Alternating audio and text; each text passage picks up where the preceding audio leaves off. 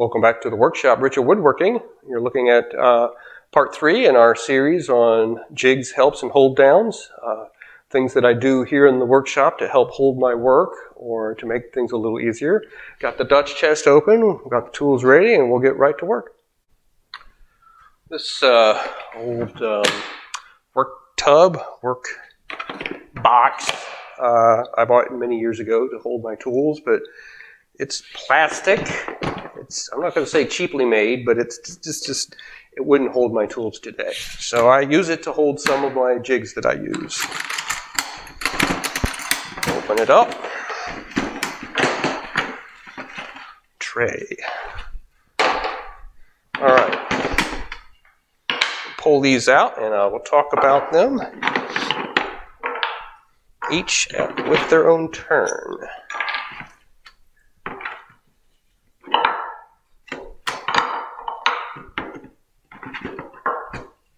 Alrighty. Okay.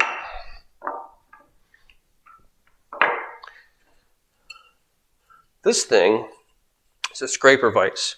If you have a cabinet scraper, and you're familiar with the use of those, occasionally you do have to actually sharpen them. And so what we do is put the item in here. Like that, get it into the vise, and then using the special burnisher, that's how I can do that. And if you have interest in using cabinet scrapers, or more importantly sharpening them, check out someone else's video. I keep Michael Pokovich's video on sharpening these things always at hand in a playlist that helps me to reference it very easily when I need it. And so that's what this is for. This is for holding that clamp in place.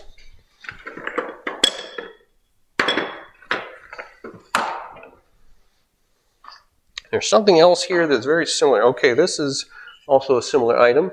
This is for a saw, for sharpening a saw. The saw blade. Now I have since thrown away that saw because it was old, but you could put your saw in here, put the saw blade in there, hold it in a clamp, and use the saw set on it. So this was actually made for me by somebody else. This is a very simple item. This says don't throw away. This is for use with my circular saw, and so if I have the circular saw on a sheet good, a piece of plywood or something, I could place this one end is squared, and so I could place this on something to show me where to place. Obviously you have the line, you try to angle the line up with the saw, but this has been a good help for me to kind of help me figure out where the saw goes, where the rest of it goes, dealing with clamps and that sort of thing. So that's what that is for. Moving forward, these two things are sort of similar. This thing works sort of like a scribing tool, or sort of like a router plane. It's made out of, I believe it's maple. Yeah, made out of maple, piece of block of maple, and with cut. And so what I've done is I've put screws into it in a certain line to become sort of like a router plane or a molding plane. And so if this was your object, just run that across. All right along. We get something else that's not a jig. Let's get a board. And so it helps me to just, instead of getting a fancy molding plane or something like that, I'm able to use these screws to provide the lines that I needed. And so I just use that in that way. I don't remember what this project was for, but when the project was over, I didn't throw it away either. So I can always put the holes in a different configuration, use them again. This is sort of the same idea. This is also sort of a homemade router plane. You put the blade in here or in there, and I think it's primarily in here, as being your fence, and so it's working that. And a lot of times, a lot of woodworkers do have to make their own tools when they don't have something better. I do have now a small router plane, but I also have the larger Veritas plane, and I have since bought 1/4" and 1/8" blades for that router, and so it makes it much easier to use. And so I haven't used this at all ever since. This item is kind of odd item. This was actually made for doing making dados in larger boards. It's really made for a 11 or 12" board wide, so it fits on this thing, which is about a 12" piece of pine. It was really meant when I built this thing. When I built the Dutch chest, of course, those of you who have a Dutch chest know that there is a dado on both boards here. This is also made like the Dutch chest, so it's got some stuff. And the bottom, the base part of the Dutch chest also has that dado. So this was used primarily for giving me a good straight line for marking for that dado, as well as using with a carcass saw to start that cut and to really keep that cut straight. And that's what I used this thing for. It's not used a lot now because I'm making puzzle boxes and puzzle cabinets, and I'm not working with that size of wood anymore, so it's not used as much. The final item from the box, these little pieces of wood. They're painted white on the end. So what these are profiles. Profiles from my molding planes that I keep in the base of my Dutch chest. And what they do is they're telling me what the profile is. And so I got these pieces of pine and ran the molding plane on them, and then painted them white. So I have a really good idea what the molding plane can do. And then somewhere on there, it marks which molding plane it is. This is a Hennifer 10, and I don't know if that's what the plane is. It's basically based on whatever, because all my molding planes are antiques, and some of the precious information is gone. This is a Wasco Tool Company number 5. I have an Ohio Tool 37. This is a Guess It As You Can. I think that these two, I'm not sure about this one. This is a tongue and groove. And this, I think, is the other tongue and groove. Well, I don't know.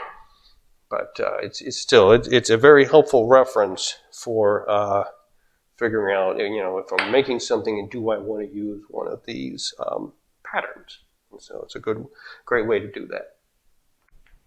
Another simple item I have, when I moved into this house, a person before me who worked at a yacht company, so he had a lot of material for yacht building, had 2 of these things, and I'm not really quite sure what the point of them were, if this was something he made, or if this is some component. Irregardless, what it is I think it's plywood with laminated sides. This is all laminated up here. It's been attached to it. I mean, it could be a cabinet or a counter from a yacht. I don't know.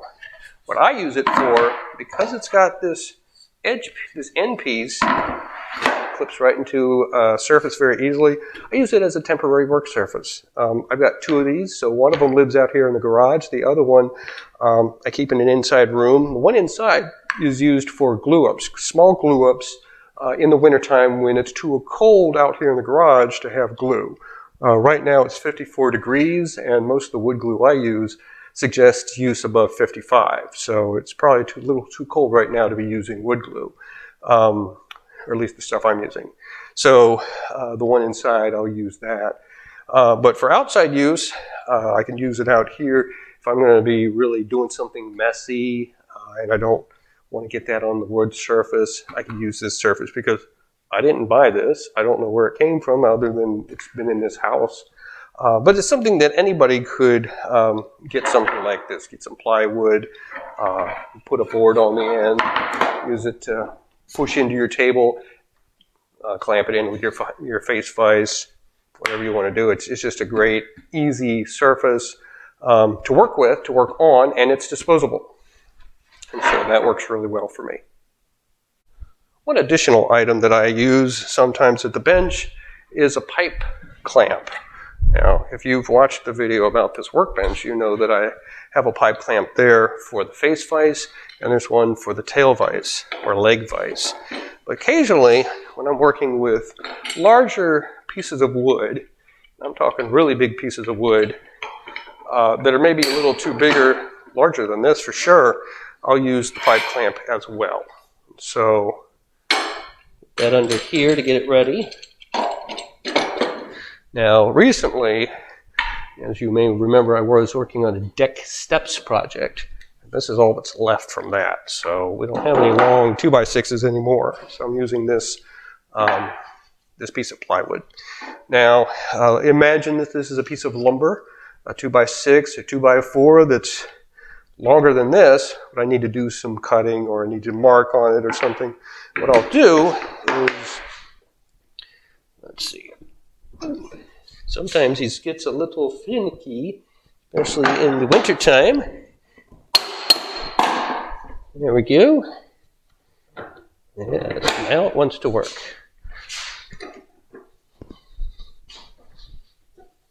Put the board in.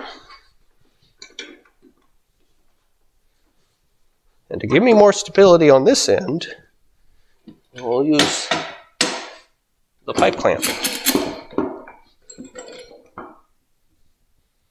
And this gives me a really good way, now if this is a board, not a piece of plywood, this really gives me a good hold on it. It'll shake the table all over the place, not the board, because you've got these two pony pipe clamps right on your surface.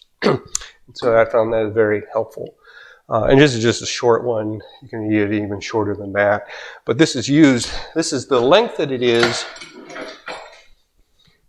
because I also use it for glue up of larger items. I have this one, which is about, I think, 3 feet. Yeah,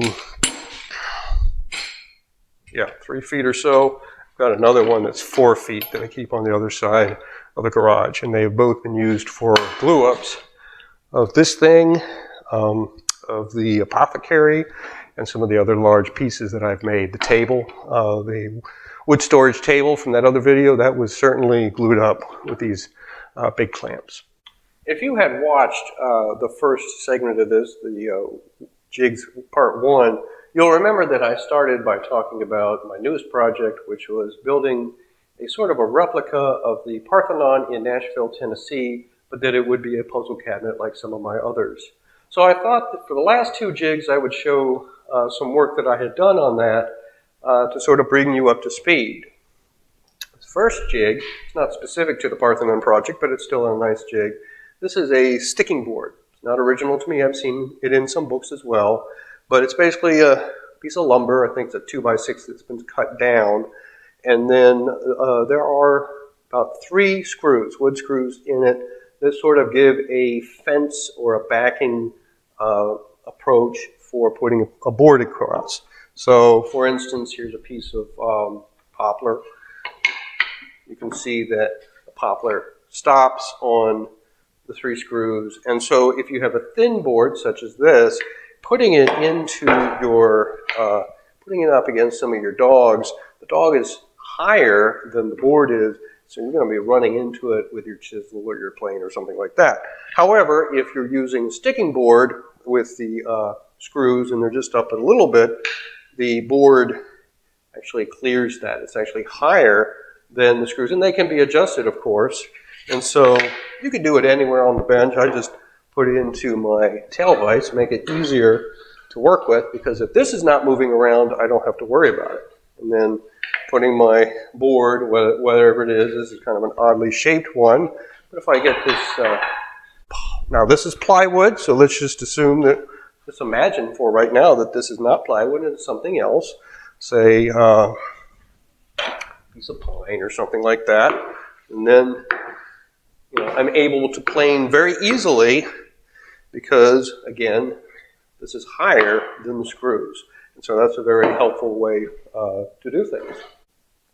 Now, specific to the Parthenon project, taking the sticking board, turning it around, placing it into the tail vise,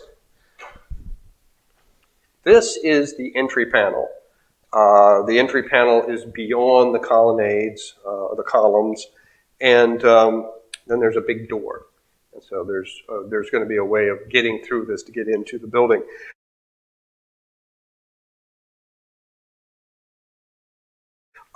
Because the grain is running this way, and that's just the way it worked from how I cut it from the main piece of lumber, I had to cut in here and get the doorway out, get the shape out. And that caused some cracks, as you can imagine, because it is thin. So using this, after I had to re-glue it, I had to remove some of the glue and some of the wax paper that had attached to it. So the sticking board was very helpful because this is such thin stock. I didn't want to put it in a dog, and I didn't want to put it in a clamp and crush it. So actually laying it against this, I was able to use and just do this. And this is very helpful. It gave me enough support to hold it in place while also doing what I had to get done. The other board, or jig, is something that I made specifically for the Parthenon project. It's sort of a groove. It's a V-shaped groove in a board, in a piece of lumber. And this is for making the columns, because of course the Parthenon would have columns on the front, as well as around the sides and the back. And so, just again, using chisels, I was able to get this cut out for this purpose. And then taking a block of wood, a long block of wood, I would place it into the chasm here and work it with a plane or my scratch card or something like that. And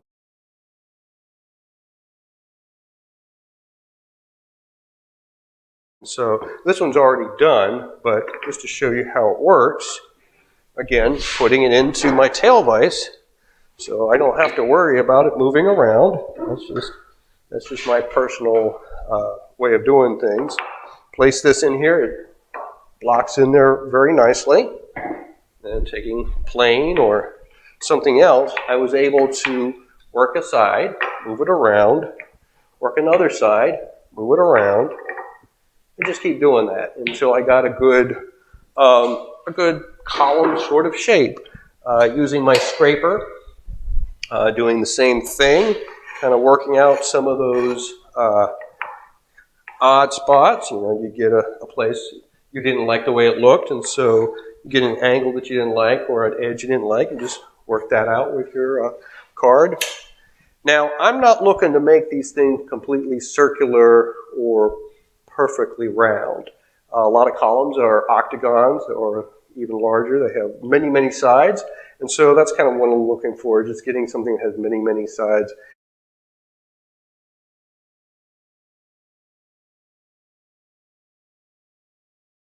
This is not an exact scale replica of the Parthenon. This is just, it's a puzzle box, it's a puzzle cabinet. It's just, it's sort of a theme. And you sort of get the idea of what it is, but in no way or shape or form is this going to be mathematically correct. So it doesn't matter. So I hope that you've enjoyed parts 1, 2, and 3 of Jigs helps and hold downs that I use here in the shop. If I come with any more in the future, I might do a video on that, and we'll see.